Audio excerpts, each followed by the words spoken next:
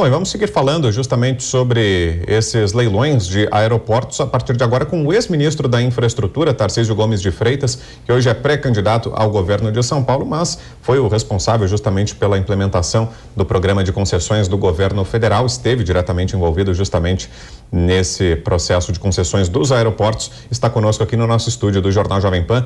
Obrigado pela presença, ministro. Boa noite, bem-vindo. Boa noite, Vitor. Boa noite, Lílio. Prazer estar aqui na Jovem Pan novamente. Imagino que para o senhor seja uma vitória, né? Essa aprovação do TCU, o leilão deve ser realizado ainda esse ano, seria a 7ª rodada de leilões do governo federal. Pergunto ao senhor, ministro, conseguiu fazer tudo o que pretendia nessa passagem pelo Ministério da Infraestrutura? O senhor avalia como satisfatórios os resultados? Bastante. A gente se programou a fazer uma transferência maciça de ativos para iniciativa privada, concluir obras inacabadas, fortalecer institucionalmente o Ministério da Infraestrutura, sobretudo a regulação, porque se a gente quer passar muitos ativos para iniciativa privada, é importante fortalecer a regulação, ter uma regulação que suporte e também dê segurança para os investidores.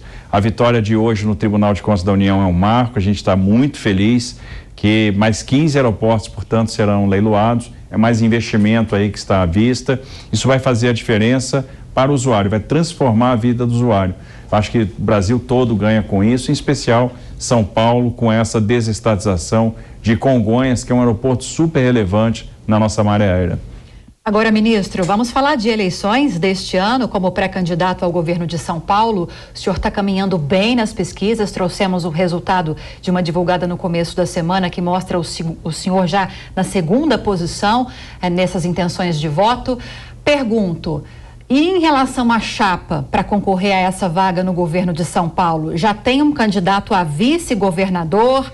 Datena vai ser sim um candidato ao Senado dentro desse bloco? Olha, o Datena tem tudo para ser o nosso candidato, está empolgado com essa possibilidade. É um grande comunicador, tem muita experiência, passou muitos anos entrando na casa das pessoas, ouvindo as pessoas, principalmente aqueles mais humildes, tem uma habilidade enorme de se comunicar e tenho certeza que tem todos os requisitos, as condições de ser um grande parlamentar. Com relação a vice, essa decisão vai ser tomada mais para frente, mais perto das convenções. Isso vai depender agora também de um alinhamento partidário, a gente tem que ver que partidos vão entrar nesta composição, mas existe sim a possibilidade, por exemplo, desse vice ser do PL. No entanto, isso vai ficar mais para perto das convenções, eu acho que é mais adequado a gente tomar essa decisão mais perto da hora H. O requisito fundamental para o cargo de vice-governador é a confiança. A gente vai ter que escolher uma pessoa que seja da mais absoluta confiança, que esteja disposta a participar desse projeto, a ser companheira e ajudar realmente a conduzir um projeto de transformação para o estado de São Paulo. Paulo Scaff é uma possibilidade. É uma possibilidade, é um grande nome, assim como também nós temos outros grandes nomes que vão estar aí à disposição e podem concorrer, contribuir aí com esse grande projeto. Ministro, eu vou trazer aqui para a conversa os nossos comentaristas, eles também têm perguntas ao senhor, estão com a gente aqui, Rodrigo Constantino, o Alfredo Scaff, também o Ricardo Salles, esse imagino que o senhor já conheça, dispensa apresentações, né? Vou passar para você, Scaff, sua pergunta. Boa noite, ministro, um grande prazer estar aqui com o senhor, parabéns por mais essa vitória na questão dos aeroportos.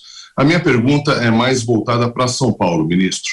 Gostaria que o senhor falasse um pouquinho da maior concessão rodoviária renovada da Dutra, que era de competência do governo federal, os investimentos e geração de emprego que isso vai trazer para São Paulo, e como é que o senhor analisa as renovações de concessão das rodovias estaduais feitas pelo governador João Dória e pelo governador agora Rodrigo Garcia, se o senhor concorda com elas?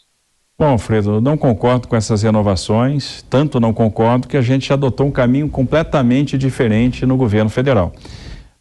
Essas concessões que foram feitas lá atrás, na década de 90, foram feitas sob uma ótica antiga.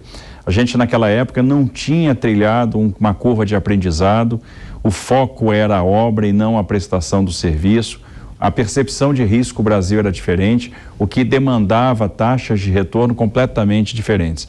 Então, quando você faz uma renovação, você está trazendo esses vícios do passado para esse restante, essa nova perna contratual. E você acaba onerando, né, o usuário, ou seja, você não vai trazer investimentos muito pronunciados, perceptíveis, e vai manter tarifas de pedágio altas. Ora, o paulista hoje já reclama dessas tarifas altas. Na Dutra a gente tomou um caminho completamente diferente, a gente percebeu uma oportunidade, trilhamos uma curva de aprendizado ao longo desses anos, ganhamos maturidade, aprendemos a modelar contratos e fizemos aí realmente uma licitação que proporcionou um novo contrato com 15 bilhões de reais de investimentos, a incorporação da Rio Santos nesse trecho, por exemplo, federal que vai até Ubatuba.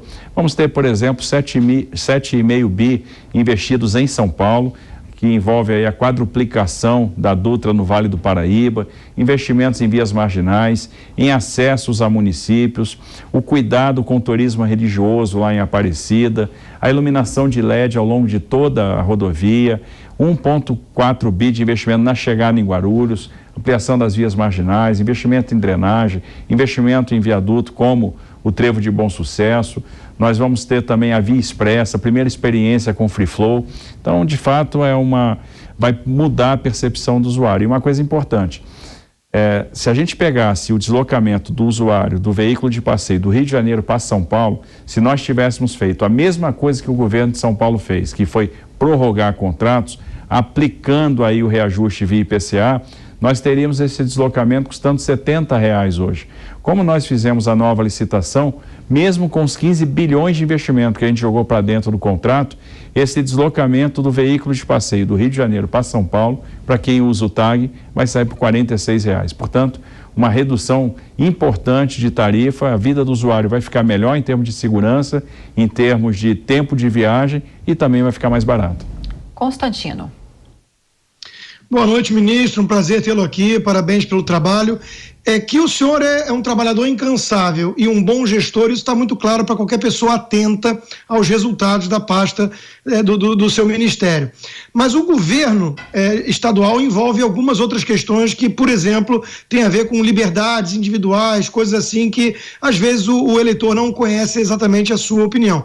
Então eu vou fazer uma pergunta que não é tão simples, porque tem um benefício do retrospecto, mas se o senhor fosse o governador durante a pandemia, o senhor teria seguido, por exemplo, os passos de um governador João Dória e impor lockdown à população da forma que foi feito? De maneira nenhuma, a gente sempre foi contra esse tipo de política. No final das contas, essa política só levou pobreza, só trouxe fechamento de estabelecimentos, só trouxe estresse, estrangulamento do setor produtivo e ela se mostrou absolutamente ineficaz. O que houve foi uma delegação para uma comissão técnica como forma de dar respaldo para uma atuação midiática, uma forma de tentar usar a crise como um trampolim para se projetar politicamente. Isso foi muito ruim e o preço está aí, está sendo pago, né? Que é o esquecimento, é o desprezo das pessoas. Então, a ação, o presidente Bolsonaro tocou muito nisso ao longo do tempo. Olha, a gente não pode descuidar da economia, a gente não pode descuidar da vida das pessoas. E o governo federal agiu muito rapidamente para socorrer estados e municípios financeiramente, fosse pela postergação do pagamento do serviço da dívida, pela ajuda direta no enfrentamento da crise do Covid, pelo recompletamento de saldos do Fundo de Participação de Estados e Municípios, pelo salvamento de empresas e empregos por meio do benefício emergencial, por meio do Pronamp. Se essa ajuda não fosse tão consistente, nós teríamos alguns municípios e até mesmo alguns estados sem condição de pagar salários. Então, se evitou, na verdade, um caos com uma ação que foi muito efetiva, foi muito forte, produziu resultados, manteve a economia pulsando, manteve as pessoas vivas, principalmente com o auxílio emergencial, que virou num primeiro momento poupança, mas foi transformado em consumo e ajudou a impulsionar a economia. Então, a nossa postura frente à pandemia teria sido absolutamente diferente. Salles. Tarcísio, uma das questões importantes para os candidatos a governadores, em todos os partidos e coligações, é a função de ponta de lança da candidatura a presidente da República naquele estado em que está concorrendo. Então, no seu caso, a ponta de lança da candidatura do presidente Bolsonaro aqui no estado de São Paulo. Como é que você está vendo a campanha e de que forma você acha que deve ser feita a campanha em termos de esclarecimento da sociedade, convencimento do eleitor? Como é que você está vendo essa parte de estratégia da presidência, da candidatura à presidência do presidente Bolsonaro à reeleição? De fato, há um alinhamento muito grande dessa pré-candidatura ao governo com a candidatura presidencial. E o que a gente está procurando fazer é mostrar os vários avanços que nós tivemos ao longo desses anos, que foram anos de enfrentamento de crises severas, mas também de superação dessas crises. Apesar de todas as crises que foram muito graves, o governo caminhou numa linha de consolidação fiscal, de aprovação de reformas para o mercado, se manteve distante dos escândalos de corrupção, concluiu obras inacabadas, aprovou reformas importantes como o marco do saneamento básico, retomou os investimentos em saneamento, fez regularização fundiária, e a gente está mostrando que, assim como o governo federal fez isso, é possível o governo estadual também fazer. Se o governo federal fez lá a regularização fundiária, entregou 340 mil títulos de propriedade, serão 500 mil até o final do ano, por que não fazer a regularização no Pontal do Paranapanema? Se o governo federal resgatou o transporte ferroviário, por que não fazer a mesma coisa no estado de São Paulo, que tem muito potencial para isso? E mostrar que, além de tudo, há um ganho do alinhamento do governo federal com o governo estadual. E São Paulo perdeu muito por esse desalinhamento nos últimos anos.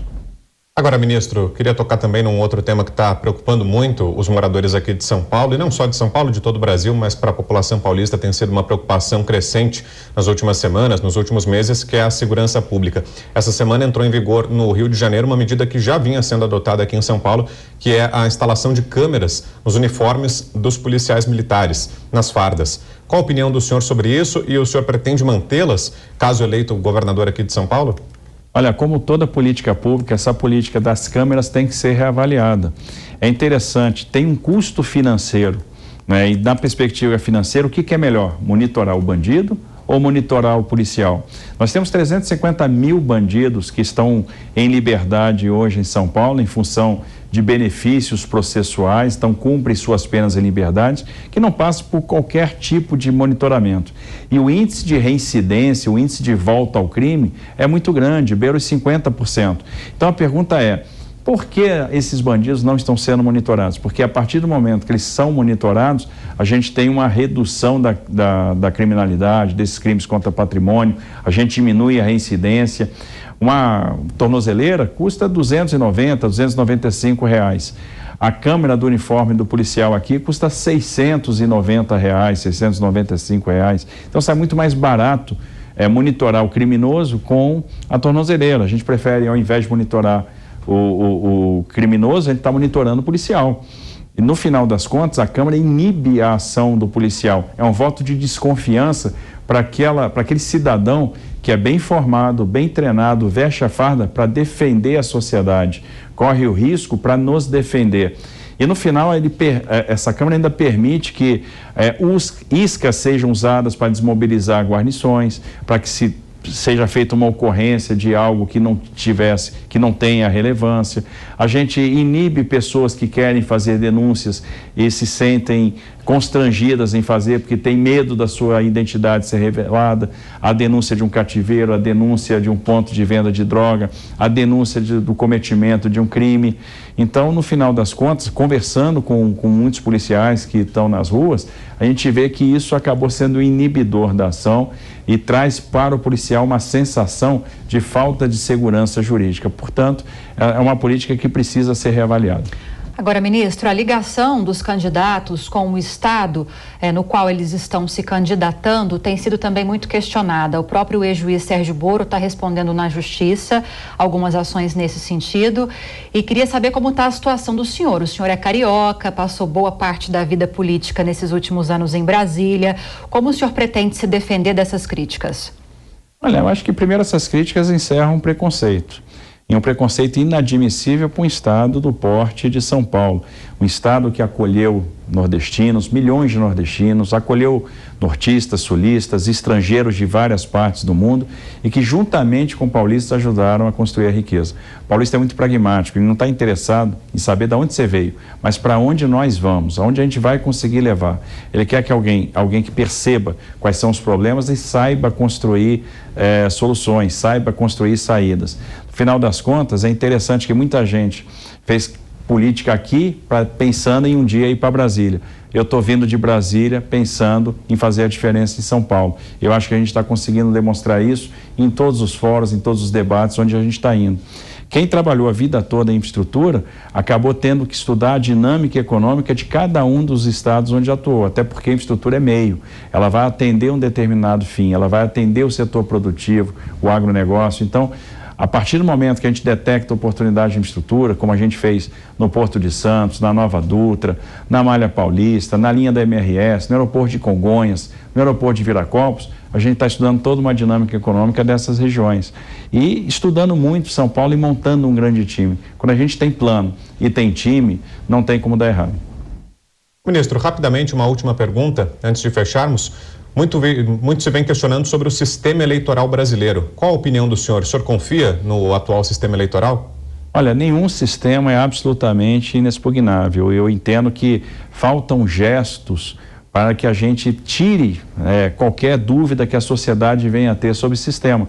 Seria de muito bom tom que, por exemplo, sugestões que são feitas por especialistas na área de ataque cibernético, na área de tecnologia de informação, fossem consideradas, fossem levadas em consideração, que o tribunal pudesse, por exemplo, se manifestar sobre a adequação ou não de cada uma das medidas que é proposta, se aquilo faz sentido, e se não faz sentido, por que não faz sentido, por que a gente tem confiança absoluta que aquela medida não é necessária. Então, eu acho que falta aí um gesto de humildade para que a gente passe realmente uma sensação de segurança para toda a sociedade. Muito bem, nós ouvimos aqui o ex-ministro da Infraestrutura, pré-candidato ao governo de São Paulo, Tarcísio Gomes de Freitas. Ministro, mais uma vez, obrigado pela presença aqui com a gente. Uma boa noite, até uma próxima. Boa noite, Vitor, boa noite, Lília, boa noite para todos os nossos comentaristas e todo mundo que nos acompanhou aí na Jovem Pan.